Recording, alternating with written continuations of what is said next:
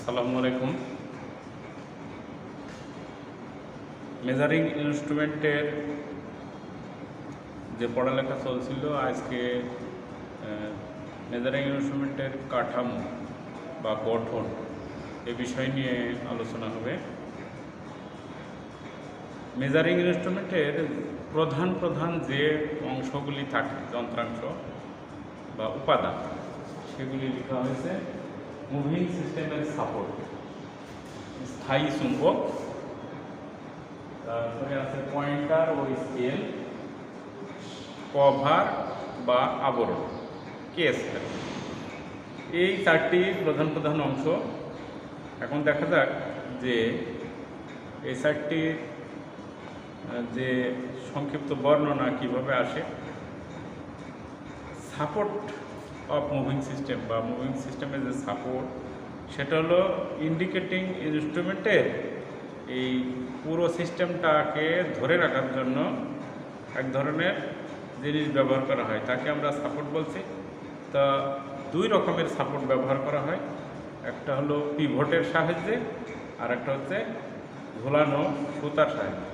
পিভটের সাহায্যে ঝোলানোর সময় ওখানে দুই পাশে দুইটা ছিদ্র থাকে, সেখানে পিভটগুলি আটকানো থাকে, ওখানে জুয়েল বসানো থাকে। জুয়েলের বৈশিষ্ট্য হলো যে খুব কম ফ্রিকশনে ওটা ওই স্পিন্ডলটা যাতে ঘুরতে পারে। আর ঝোলানো সুতা সেটা হলো সুতা ব্যবহার করা হবে, এই সুতার সাহায্যে মুভিং সিস্টেমটা ঝোলানো থাকবে। এই দুইটা সাপোর্ট মুভিং সিস্টেমের ব্যবহার করা হয়।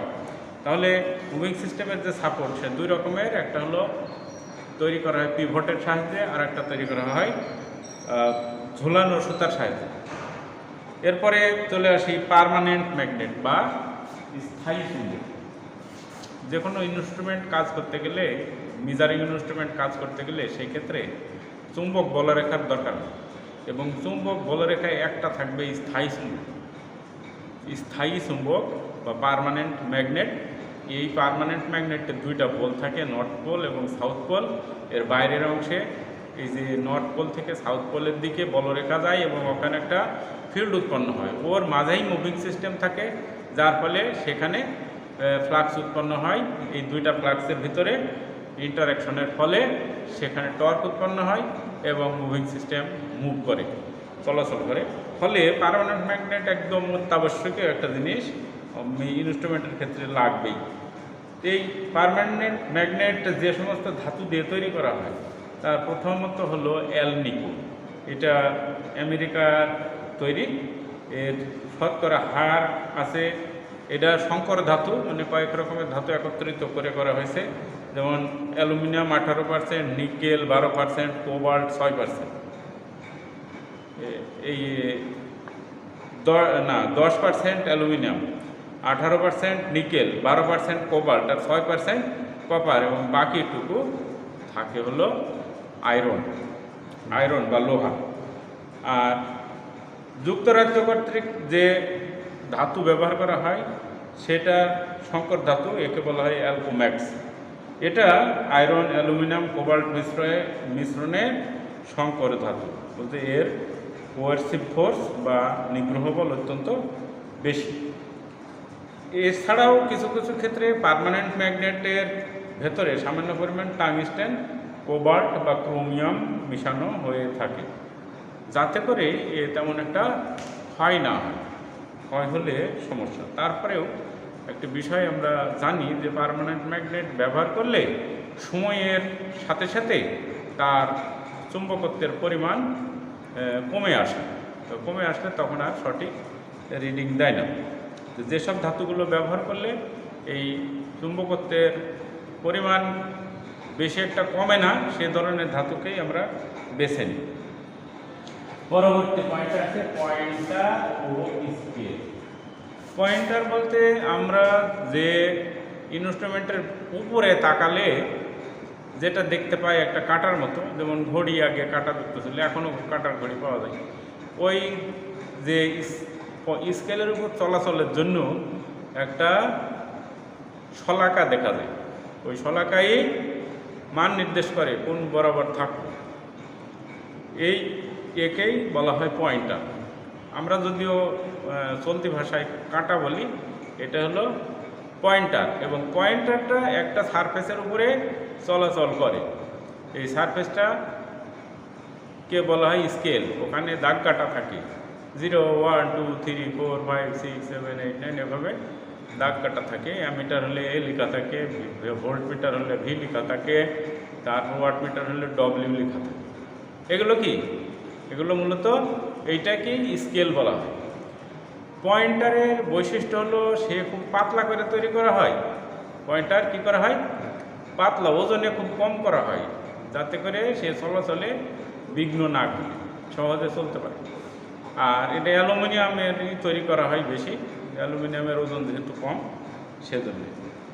আর এই যে এই স্কেল যেটা আছে, স্কেলটাও একটা পাতলা ধাতুর তৈরি করা হয় এবং প্রায়ই উপরে সাদা রঙে প্রলেপ দেওয়া থাকে।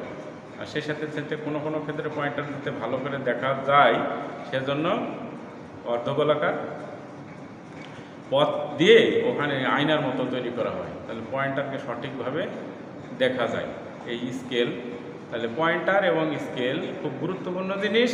এই দুইটা জায়গা থেকে আমরা রিডিং পেয়ে থাকি। এরপরে আছে কেসিং অথবা বহিরাবরণ। যে কোনো একটা মিটারের যে ভিতরের যন্ত্রপাতিগুলো, অংশগুলো আছে, উপাদানগুলি আছে, সেগুলিকে কি করা হয়? সেগুলো একটা আবরণের ভিতরে, একটা কেসের ভিতরে করা হয়, ঢাকা আটকানো হয়।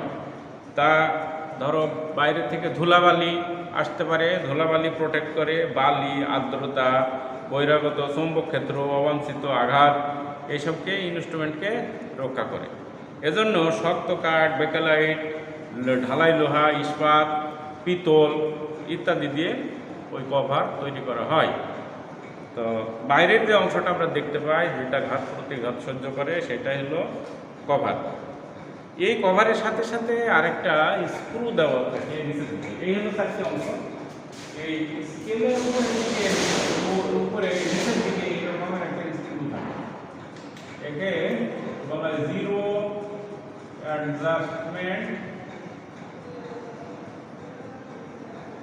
Screw, SCREW। জিরো অ্যাডজাস্টমেন্ট কেন?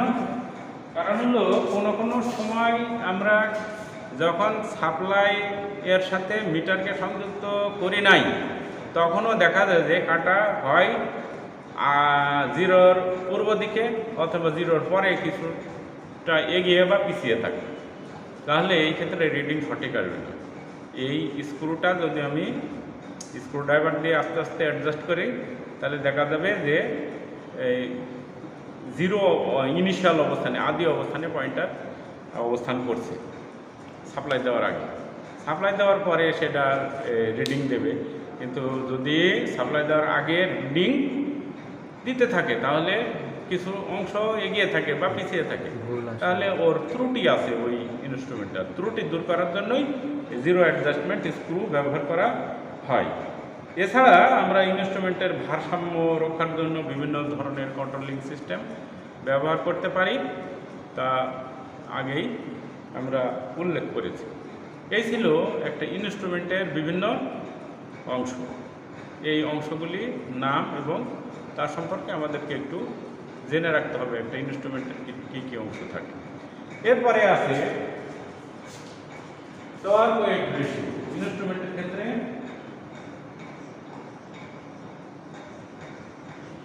টর্ক ওয়েট রেশিও, দুটা জিনিসের নাম আছে, একটা হলো টর্ক আর একটা হলো ওয়েট।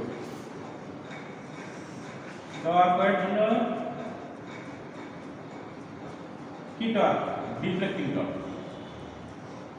ইনস্ট্রুমেন্টের ডিফ্লেক্টিং টর্ক, এটি আমরা টিভি দিয়ে প্রকাশ করেছি। ডিফ্লেক্টিং টর্ক আর হলো ওয়েট। ওয়েট অফ কিসের? Moving system.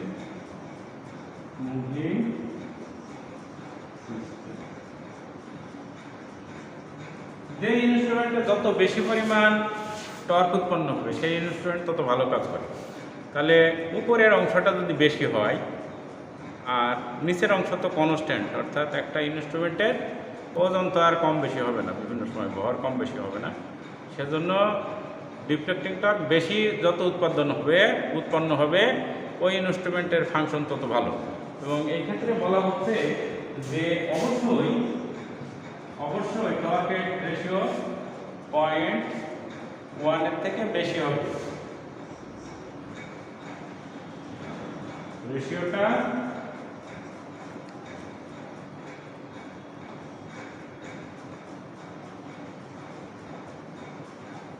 রেশিওটা 0.1 থেকে বেশি হতে হবে। যদি বেশি হয় তাহলে ওই ইনস্ট্রুমেন্ট ভালো, আরও বেশি যদি বেশি হয় তাহলে সেটা আরও ভালো। এ হলো টর্ক ওয়েট রেশিওর একটা সংজ্ঞা। এবার আমরা দুই ধরনের ইনস্ট্রুমেন্ট, অ্যামিটার এবং ভোল্টমিটারের কার্যনীতি সম্পর্কে আলোচনা করতে যাচ্ছি।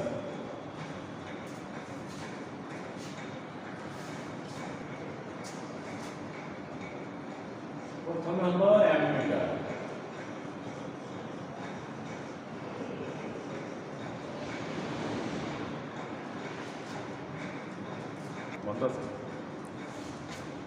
প্রথমে আমি বলতে চাচ্ছি যে অ্যামিটারের কার্যনীতি কীরকম হয়।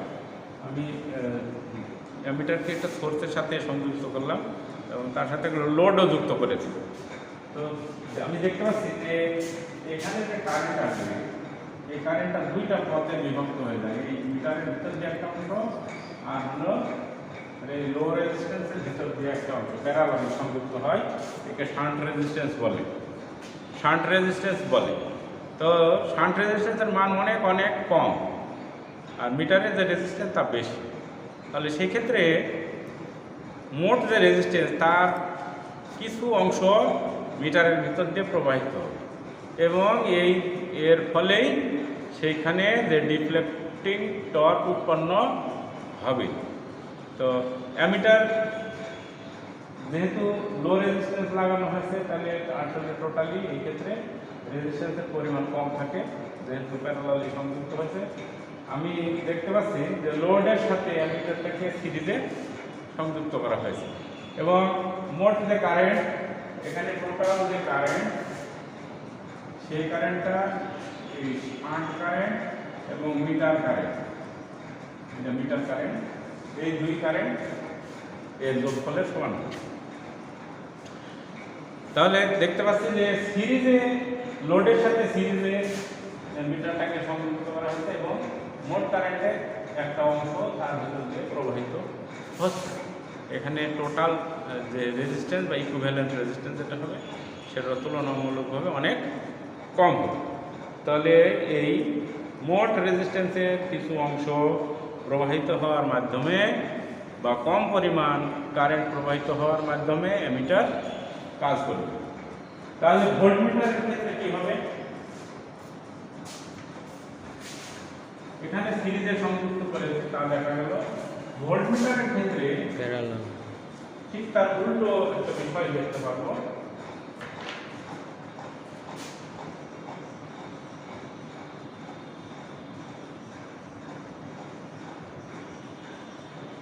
ভোল্টমিটার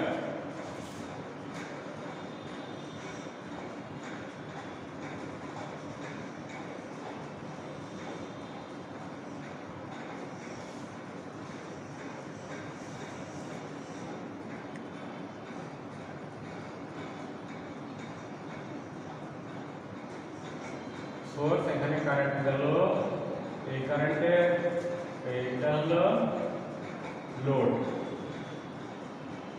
লোড কারেন্ট একটা বেরিয়ে যাবে IL, আর এটা হলো মিটারের ভিতর দিয়ে যে কারেন্ট যাবে IM। এই রেজিস্ট্যান্স হলো হাই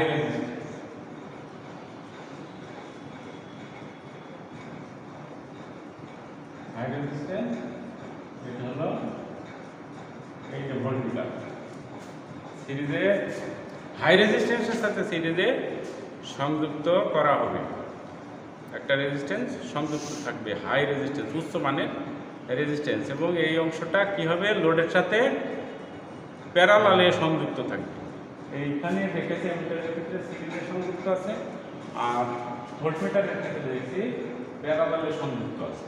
তো প্যারালালে সংযুক্ত থাকলে এখানে লোডের রেজিস্ট্যান্স কম, এটা হলো এই রেজিস্ট্যান্স RL কি, RL হলো কম হয়ে যাচ্ছে এর তুলনায়, কারণ এখানে হাই রেজিস্ট্যান্স সংযুক্ত করা হয়েছে। সেই কারণের জন্য এখানে দুইটা বিষয় আমরা দেখতে পাই, যে যদি অ্যামিটারে এই রেজিস্ট্যান্স আরও লাগানো যায়, প্যারালালে আরও লাগানো যায়, তাহলে এর রেজিস্ট্যান্সের মান আরও অনেক কমে যাবে, এবং ওর হলো রেঞ্জ এক্সটেনশন হবে, রেঞ্জ বৃদ্ধি করবে। আর ভোল্টমিটারের ক্ষেত্রে এই রেজিস্ট্যান্স সিরিজে যত বেশি পরিমাণ লাগানো যাবে, আর এসি সিরিজ রেজিস্ট্যান্সটা যত বেশি যুক্ত করা যাবে, ভোল্টমিটারের রেঞ্জ তত বেশি হবে। তার মানে ওর ভিতর দিয়ে যত কম কারেন্ট প্রবাহিত করে ডিফ্লেকশন নেওয়া যাবে, মানে ওর হলো বিক্ষেপণ দেওয়া যাবে, তো সেটার রেঞ্জ তত বেশি হবে। তাহলে অ্যামিটার সিরিজে সংযুক্ত থাকবে, অ্যামিটারের প্যারালালে শান্ট রেজিস্ট্যান্স থাকবে যার মান অনেক কম।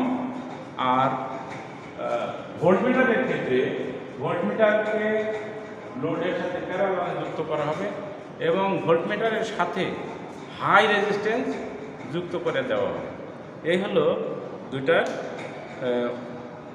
অপারেশনের মূলনীতি। তো দুইটার পার্থক্যও আলাদা আলাদা করে দেওয়া আছে, সেক্ষেত্রে তোমরা একটু ওটা দেখে নিবা। এখন আমি যেতে চাচ্ছি যে বিভিন্ন ধরনের অ্যামিটার ভোল্টমিটারের তালিকা, কি কি ধরনের অ্যামিটার আছে বা ভোল্টমিটার আছে। 4.6 এক হলো মুভিং আয়রন ইনস্ট্রুমেন্ট আছে।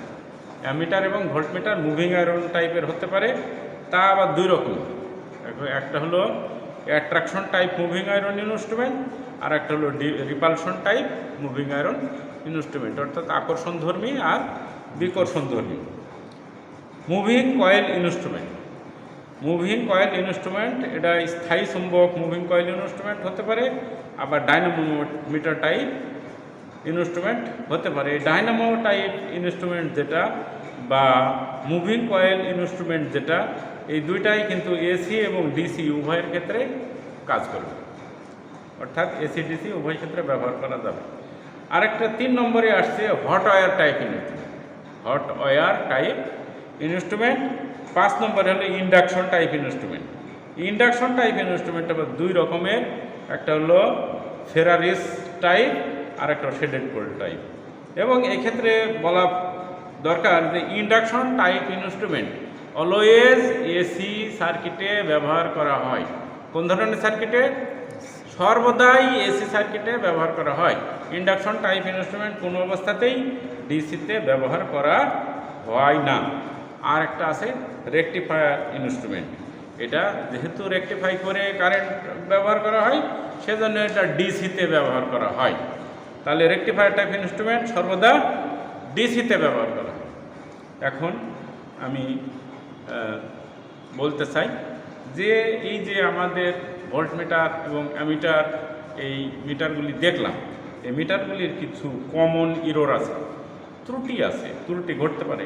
কি সেগুলো? এক হলো তাপমাত্রাজনিত ভ্রম বা টেম্পারেচার এরর, তারপরে ঘর্ষণজনিত ভ্রম অথবা ফ্রিকশনাল এরর, পর্যবেক্ষণ জাতীয় ভ্রম বা অবজারভেশনাল এরর, মুভিং সিস্টেমের আনব্যালেন্স জনিত ভ্রম। আমি একে একে কথা বলি যে তাপমাত্রাজনিত ভ্রম কখন হয়? যদি তাপমাত্রা বেশি হয়ে যায় তাহলে পার্মানেন্ট ম্যাগনেটের শক্তি কম বেশি হতে পারে। আরেকটা হলো ওর ভিতরে যে রেজিস্ট্যান্সগুলি আছে, রেজিস্ট্যান্স তাপমাত্রা বৃদ্ধির সাথে সাথে রেজিস্ট্যান্স কমে যায়, যত বৃদ্ধি হবে তত কমতে থাকে। ফলে সেই ক্ষেত্রেও কিন্তু পার্ট এলোমেলো হয়ে যাবে, একদম হুবহু আগের মতো থাকবে না। তাহলে দেখা যাচ্ছে তাপমাত্রা মিটারের যে রিডিং তার উপরে প্রভাব বিস্তার করে। এর জন্য একটা ত্রুটি ঘটে। ঘর্ষণজনিত ভ্রম, যদি ফ্রিকশন লস হয়, ঘর্ষণজনিত ত্রুটি ঘটে, তাহলে সে যতটুকু ডিফ্লেকশন দেওয়ার কথা তার থেকে কম ডিফ্লেকশন দেবে। ওই ঘর্ষণ বা ফ্রিকশন সে কিছুটা লস ঘটায় দেবে, ফলে এর জন্য মিটার রিডিংয়ে ত্রুটি দেখা দিতে পারে। আর আছে পর্যবেক্ষণ ভ্রম। এগুলো তোমরা তোমাদের বাড়িতে যদি থাকে ওয়াল ক্লক বা দেয়াল ঘড়ি থাকে, সেটা দেখলেই বুঝতে পারবে, অথবা যে কোনো জায়গা থেকে বুঝতে পারবে। প্যারালাক্স এরর বলে, মানে যে বরাবর ঘড়ি আছে সেই বরাবর না সরাসরি দেখার কথা, না দেখে হয় বামের দিকে অথবা ডানের দিকে দূরে থেকে দেখলে এক কম আসবে বা এক বেশি থাকবে। এরকম কম বা বেশি যদি আসে তাহলে সেই যে ত্রুটি হয় সেই ত্রুটিকে প্যারালাক্স এরর বলে। অর্থাৎ একই গ্রুপে 5 জন ছাত্র আছে, একজন মাঝে আছে আর 2 জন হচ্ছে সাইডে সাইডে আছে। একজন বলছে যে ওটা হলো 5-এ আছে, আর এই পাশে যারা দেখছে তারা বলছে না ওটা 6-এ আছে। এই পাশে যারা আছে ওরা দেখে বলছে না ওরা 4-এ আছে। আসলে আছে 4-এ, কারণ মিটার রিডিং নেওয়ার বেলায় পর্যবেক্ষণের বেলা একদম খাড়াভাবে দেখতে হবে। যদি সাইড থেকে দেখা হয় তাহলে যে এরর হবে সেটাকে অবজারভেশনাল এরর বলা হয়। মুভিং সিস্টেমের আনব্যালেন্স জনিত ভ্রম। কিছু কিছু মুভিং সিস্টেম আছে যাকে সঠিক পজিশনে রাখতে হয়, কোনো কারণবশত যদি এই ব্যালেন্স নষ্ট হয়, মানে খাড়াভাবে না রেখে হয়তো কাত করে ব্যবহার করা হলো অথবা উল্টা ব্যবহার করা হলো, তাহলে সেই ক্ষেত্রে রিডিং সঠিকভাবে পাওয়া যাবে না, ত্রুটি আসবে। এই 4 রকমের ভ্রম আমরা ইনস্ট্রুমেন্টের ক্ষেত্রে দেখতে পারি। বিশেষ করে এই যে আজকে যে চ্যাপ্টারগুলি পড়া হলো, যে চ্যাপ্টারটি পড়া হলো মেজারিং ইনস্ট্রুমেন্টের কাঠামো, অ্যামিটার এবং ভোল্টমিটার, এই ক্ষেত্রে এই ত্রুটিগুলো আমাদের সামনে প্রায়ই চলে আসে। তাহলে তোমাদেরকে আমি দৃষ্টি আকর্ষণ করছি এটা, যেমন টর্ক ওয়েট রেশিওটা কী, এবং এই টর্ক ওয়েট রেশিও বেশি হলে কি অসুবিধা হয়, কম হলে কি অসুবিধা হয়, তারপরে ক্রিটিক্যালি ড্যাম্পিং, এগুলো তো আগেই হয়ে গেছে। আর এই যে গঠন, ইনস্ট্রুমেন্টের গঠন এবং ইনস্ট্রুমেন্টের ত্রুটি, এই জিনিসগুলো তোমরা এই পড়াগুলি তোমরা ভালো করে আয়ত্ত করার চেষ্টা করবে। আজকের মতো এই ক্লাসের এখানেই সমাপ্তি ঘোষণা করছি। সকলকে প্রস্তুত হওয়ার জন্য, তৈরি হওয়ার জন্য, এবং আগামী 20 তারিখ থেকে পর্বমধ্য পরীক্ষা হবে সেই বিষয়ে সতর্ক থাকার জন্য প্রস্তুতি নেবে সতর্কভাবে। সকলের সুস্বাস্থ্য কামনা করে আমি আমার ক্লাসের এখানে শেষ ঘোষণা করছি। আল্লাহ হাফিজ।